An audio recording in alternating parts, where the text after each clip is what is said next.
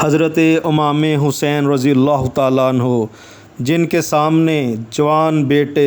ہم شکل رسول صلی اللہ علیہ وسلم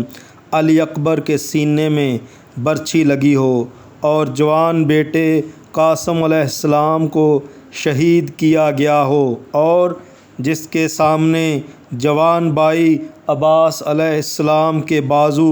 قلم ہوئے ہوں، جس کے 6 مہینے کے بیٹے علی اصغر کے دل میں تیر لگا ہو، اور جس نے 72 لاشوں کو اٹھایا ہو، جس کے جسم پر